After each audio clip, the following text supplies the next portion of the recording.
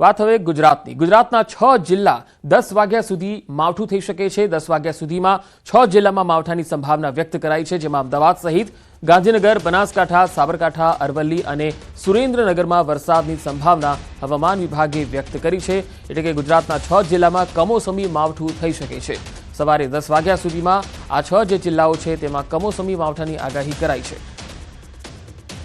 તો ગુજરાતના 6 જિલ્લા 10 વાગ્યા સુધી કમોસમી માવઠાની સંભાવના, જેમાં અમદાવાદ, બનાસકાંઠા, સુરેન્દ્રનગર, અરવલ્લી, સાબરકાંઠા અને ગાંધીનગરનો સમાવેશ થાય છે। આ જિલ્લાઓમાં 10 વાગ્યા સુધીમાં કમોસમી માવઠાની શક્યતા રહેલી છે।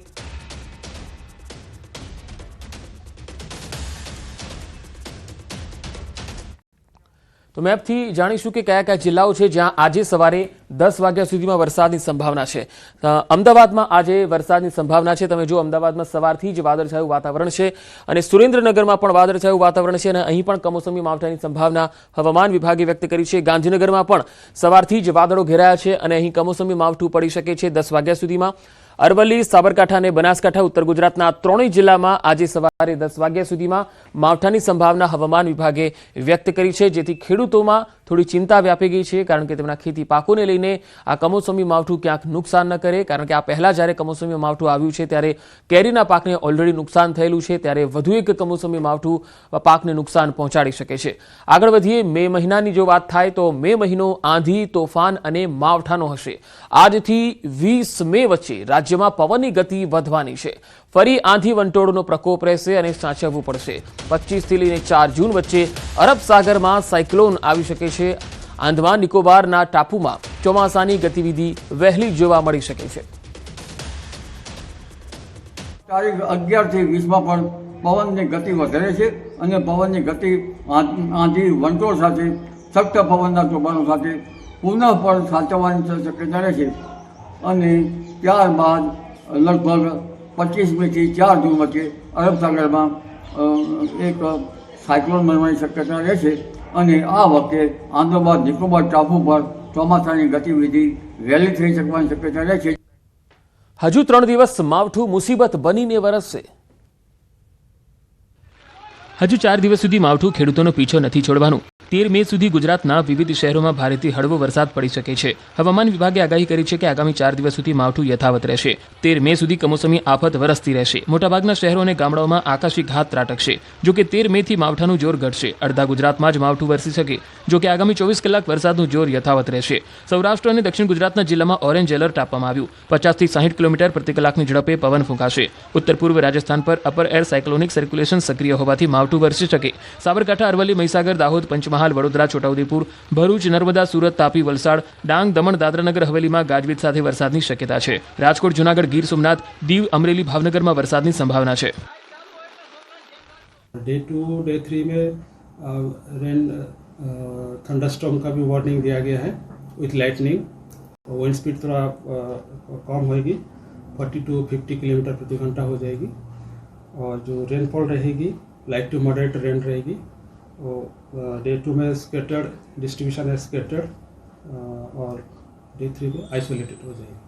डे 3 से लेकर डे 5 तक, मतलब 13 मई तक आपका आइसोलेटेड रेनफॉल रहेगी। શનિવારે પણ માવઠું મુસીબત બનીને ત્રાટક્યું હતું। એક તરફ પાકિસ્તાન પર ભારત એર સ્ટ્રાઇક કરી રહ્યું છે, બીજી તરફ મેઘરાજા ગુજરાતના ખેતરો પર સ્ટ્રાઇક કરી રહ્યા છે। તેના દ્રશ્યો પુરાવા છે। ગીર સોમનાથમાં જાણે ચોમાસું બેસી ગયું હોય તેવા દ્રશ્યો જોવા મળી રહ્યા છે। અહીં માવઠાએ એવો કહેર વરસાવ્યો કે નદીમાં ધસમસતું પૂર આવ્યું, રોડ બ્લોક થઈ ગયો। વેરાવળ, તાલાલાના ગ્રામ્યમાં કમોસમી વરસાદથી તારાજી સર્જાઈ। માથાસુલિયા, લુંભા, કોડીદ્રા, ખંડેરી સહિતના ગામોમાં ધોધમાર વરસાદ પડ્યો। ધોધમાર કમોસમી વરસાદને કારણે કપિલા નદીમાં પૂર આવ્યું। ભર ઉનાળે નદી બે કાંઠે વહેતી થઈ। આ બાજુ ગીર સોમનાથના તાલાલા ગીરના ગ્રામ્ય અને કોડીનારના ગ્રામ્યમાં પણ આફત ત્રાટકી। જાવંત્રી, પાણીકોઠા, લીમદ્રા, કાંટાળા, અરણેજ, ભુવાવાડ સહિતના ગામોમાં ગાજવીજ સાથે વરસાદ પડ્યો। સતત 5મા દિવસે અનરાધાર વરસાદથી ખેડૂતોને નુકસાન થયું। જૂનાગઢના માણાવદરમાં તો જાણે ચોમાસું બેસી ગયું હોય તેવું લાગે છે। માણાવદરમાં 2 કલાકમાં 1.5 ઇંચથી વધુ વરસાદ ખાબકતા રોડ પર નદીઓ વહી। બપોર પડતા જ કમોસમી વરસાદ તૂટી પડ્યો। ધોધમાર વરસાદ પડતા લોકોને બફારા અને ગરમીથી છુટકારો મળ્યો। બાળકોને નહાવાની મજા માણી હતી, બીજી તરફ ખેડૂતોના જીવ અદ્ધર થઈ ગયા। આ બાજુ અમરેલીમાં પણ આફત ત્રાટકી. અમરેલીના ધારી ગીર પંથકમાં સતત 5મા દિવસે કમોસમી વરસાદ ખાબક્યો. ધારી, જર, મોરજર, છતડિયા, નવાગામ, ખીચા સહિતના ગામોમાં કમોસમી વરસાદ પડ્યો, જેથી કેસરકેરી, કઠોળ, બાજરી, તલ સહિતના પાકમાં નુકસાનીની ભીતિ છે. અમરેલીના વડિયા સહિત આસપાસના ગ્રામ્ય વિસ્તારોમાં પણ માવઠું આવ્યું. કાળા ડિબાંગ વાદળો અને પવન સાથે જોરદાર વરસાદ પડ્યો. વડિયા, મોરવાડા, બરવાડા, બાવળ, હનુમાન ખીજડીયા, સાથરી સહિતના ગામોમાં કમોસમી વરસાદથી ખેડૂતોના ખેતરોમાં પાકનો સોથ વળી ગયો. વરસાદને પગલે લોકોને ગરમીથી રાહત મળી. ભાવનગર શહેરમાં પણ માવઠાએ માજા મૂકી છે. શહેર સહિત જિલ્લામાં બપોર પછી વાતાવરણમાં અચાનક પલટો આવ્યો અને સાંજ પડતા શહેરમાં ભારે પવન અને ગાજવીજ સાથે જોરદાર વરસાદ પડ્યો.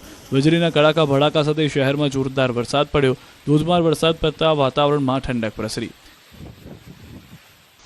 જેતપુર શહેર અને ગ્રામ્ય વિસ્તારમાં ધોધમાર કમોસમી વરસાદ પડ્યો. જેતપુર શહેરમાં અને તાલુકાના ગ્રામ્ય વિસ્તારોમાં ભારે પવન સાથે વરસાદ પડ્યો. તાલુકાના વીરપુર, કાગવડ, પીઠડિયા, માંડલિકપુર સહિતના અનેક ગામોમાં વરસાદથી ખેડૂતોના મગફળી, તલ, મગ સહિતના પાક પર ખતરો મંડરાયો છે. ગોંડલ પંથકમાં પણ ગાજવીજ સાથે માવઠું ત્રાટક્યું હતું. ગોંડલ તાલુકાના મોવિયા ગામે ધોધમાર કમોસમી વરસાદથી રોડ પાણી થયા.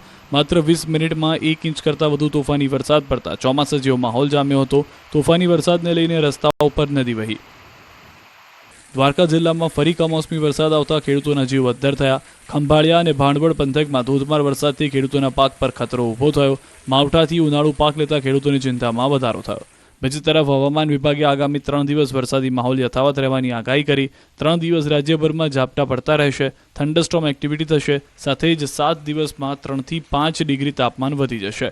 તો ચોમાસાને લઈને સૌથી મોટા સમાચાર આવ્યા.